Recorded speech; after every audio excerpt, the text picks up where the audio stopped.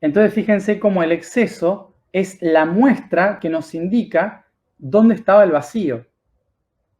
O sea que no es que está mal el exceso, es simplemente una reacción natural a querer salirme de un proceso para el cual tengo que identificar cuál es mi vacío. O sea que el exceso es un aliado en la conciencia del proceso. ¿Qué sucede? El exceso aquí es una herramienta evolutiva. No tenemos que negar los excesos que tenemos que observarlos y tenemos que agradecerles y honrarles porque nos están mostrando lo que nos falta. Son una herramienta. Así es como un exceso se convierte en una herramienta evolutiva. Ahora, ¿qué sucede? Si yo no me hago la pregunta de por qué tengo el exceso sigue. Y va a llegar un momento en que el exceso se convierte en otro proceso. Cuando un exceso se convierte en un proceso, uno deja de controlar su vida y pasa a ser controlado por la herramienta. Es en ese momento que yo entrego mi poder al exceso, a lo que se llama adicción. Adicción. ¿Qué es la adicción? Darle el poder interno de uno a algo externo, a un objeto externo o una persona externa. Tenía un vacío dentro de un proceso, ese vacío lo llena un exceso que me permite salir de este proceso como una herramienta para saber dónde estaba el vacío. Si no presto atención a este exceso que me permitió salir de mi proceso, el mismo exceso se vuelve otro proceso en sí mismo, llamado adicción.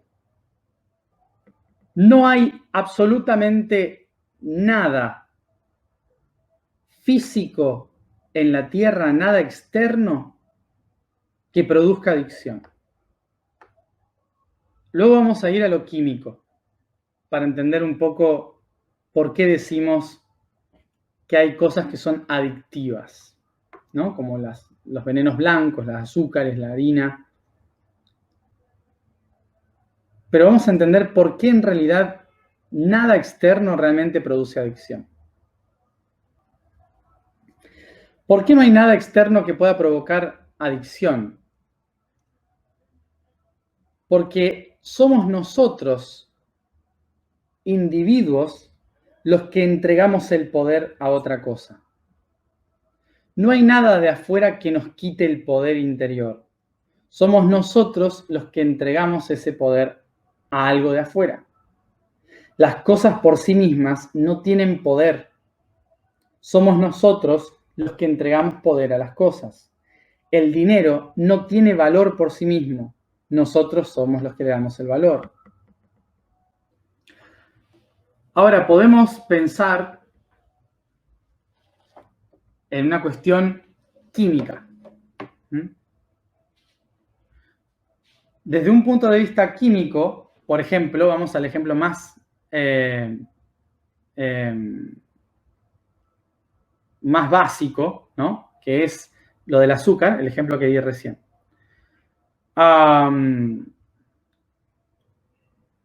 ¿Por qué el azúcar se vuelve adictiva? Químicamente, el azúcar, que tiene su base glucosa,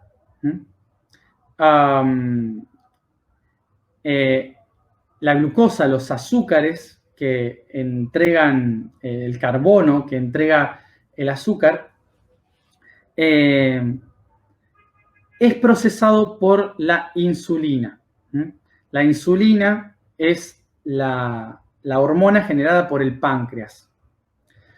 Entonces, el páncreas, cuando siente azúcar, genera una cantidad específica de insulina que va a la sangre.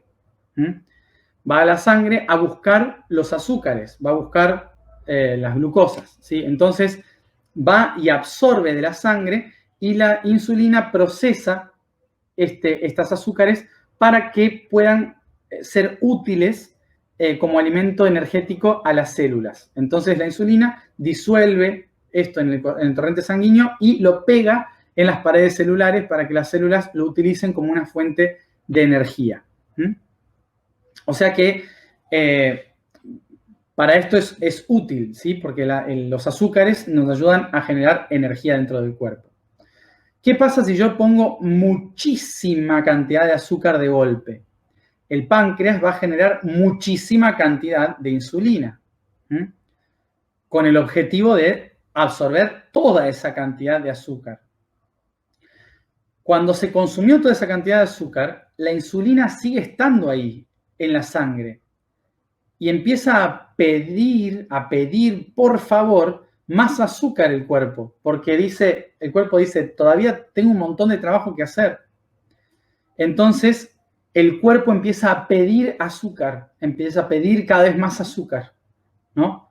Porque lo siente en el interior, por la cantidad de insulina que está yendo por todos lados. Entonces, tengo que buscar otra vez algo de azúcar, un chocolate más, ¿sí? Y en eso se convierte constantemente en un ciclo en que el páncreas está constantemente generando insulina y los niveles de insulina y los niveles de azúcares siempre son los mismos. Entonces, como nunca baja la insulina, ¿sí? Como nunca baja la insulina, el cuerpo siempre está pidiendo azúcar para poder contrarrestar. ¿Se entiende? Bien. ¿Le vamos a echar la culpa a la insulina de la adicción? ¿Le vamos a echar la culpa al azúcar de esa adicción? Yo soy el único que tiene que decir, no, ¿saben qué? Voy a respirar profundo y en lugar de comer azúcar, lo que voy a hacer es tomar mucha agua. Y así voy a ir eliminando los residuos de insulina del cuerpo para que se vaya limpiando, ¿sí? Y en 2 días, 3 días sin comer azúcar, el nivel de insulina se va a ir regulando y ya el cuerpo no va a pedir azúcar como lo hacía 3 días atrás. ¿Sí? Pero es mi decisión. Soy yo el que tiene que tomar la decisión de dejarlo, de que no es el chocolate el que me está pidiendo esto, es mi propio cuerpo. Entonces yo tengo que controlar mi propio organismo, decidir qué entra y qué sale. ¿Se entiende? Entonces, las adicciones no se pueden adjudicar a químicos, solo se pueden adjudicar a la voluntad de quien consume el químico. Por lo tanto, lo que tenemos que trabajar no es en la adicción, es en la falta de voluntad. Y acá es donde entendemos que no tenemos libre albedrío. Albedrío es voluntad, significa voluntad. No tenemos libre albedrío porque vivimos constantemente de necesidades externas, de dar poder a cosas ajenas, de dar poder a los padres, de dar poder a la familia, de dar poder a la sociedad, de dar poder a los alimentos, de dar poder a las cosas que están afuera. Dar poder a la genética, a la historia, a todas las cosas externas. Le damos tanto poder a lo de afuera que de repente nuestro cuerpo se acostumbra a no tener voluntad, porque la voluntad viene de afuera. Recuerden, voluntad viene de la palabra volere, que significa querer, la necesidad de querer algo, ¿sí? Como estamos queriendo cosas, queriendo tener esto, queriendo depender del otro, queriendo tal cosa, querer, y siempre el querer viene de afuera, entonces tenemos una falta de voluntad personal porque lo que queremos está afuera. ¿Se entiende por dónde viene? Por eso no tenemos libre albedrío, porque dependemos de cosas y esto es lo que genera adicción. Entonces, acá hay toda una cadena que hay que respetar y tener en cuenta. Hay un proceso que me muestra un vacío, que me lleva a un exceso, que puede convertirse en una adicción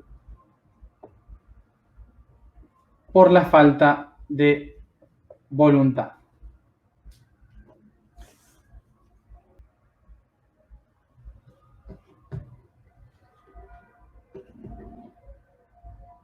¿Ok?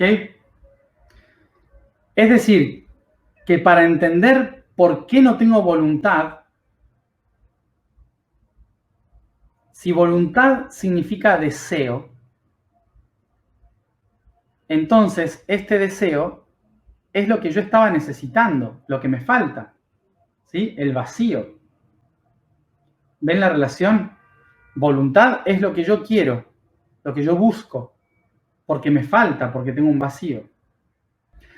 Es decir que, ¿cómo hago para entender qué es lo que estoy buscando, por lo cual tengo vacío? Tengo que ir a ver la adicción, a buscar mi adicción, entender cuál es mi adicción, primero y principal. So, in order to understand the will, where do I have this lack? Y entender el exceso es lo que me lleva a entender lo que me falta. Y esto me lleva a ver el proceso de mi vida. O sea que para poder ganar voluntad de nuevo, tengo que ir hacia atrás a entender cuál es el proceso que generó el vacío, mi historia. Una vez que reconozco este proceso, entonces puedo empezar a salirme del exceso, a liberarme de la adicción, porque voy ganando de nuevo la conciencia de dónde estaba mi voluntad perdida. Entonces, volvemos a decir, no hay nada externo que realmente provoque adicción. La adicción es generada por una falta interna que deriva en un conflicto de voluntad. La cuestión es cómo se llena este vacío. Bueno, es recordar que en realidad nunca hubo un vacío. Nunca hubo un vacío que llenar. Simplemente hubo un trauma en mi proceso que ocultó dentro de mi subconsciente algo de mí que no estoy pudiendo ver. Lo encerró en una caja dentro de mi subconsciente.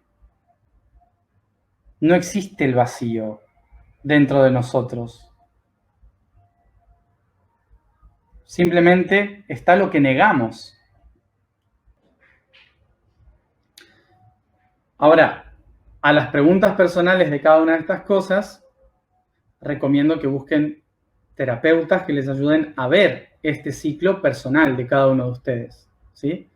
Buscar profesionales que se dediquen a acompañar en este tipo de procesos.